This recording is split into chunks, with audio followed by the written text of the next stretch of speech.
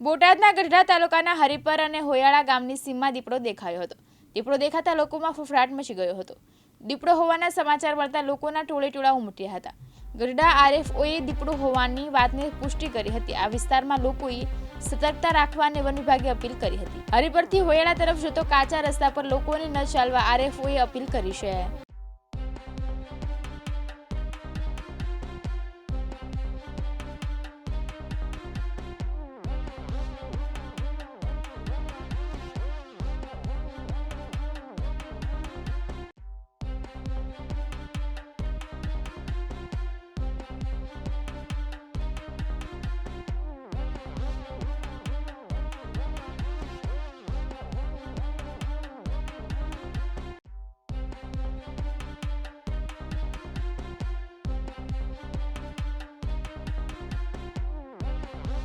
हाँ, हरिपुर અને ઓળાયા જે વચ્ચેનો વિસ્તાર છે, જે કાચો રસ્તો એના સીમમાં દીપડો છે.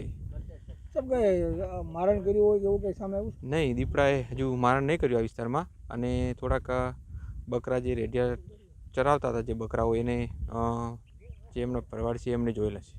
સાહેબ, લોકોમાં પણ એક ફફડાટ ફેલાયો છે, ત્યારે વન વિભાગ દ્વારા શું લોકોને અપીલ?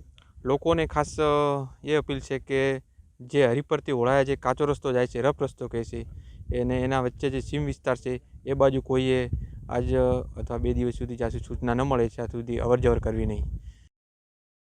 પોતાભાઈ શેખલિયા, દિવ્યાંગ ન્યૂઝ, બોટાદ.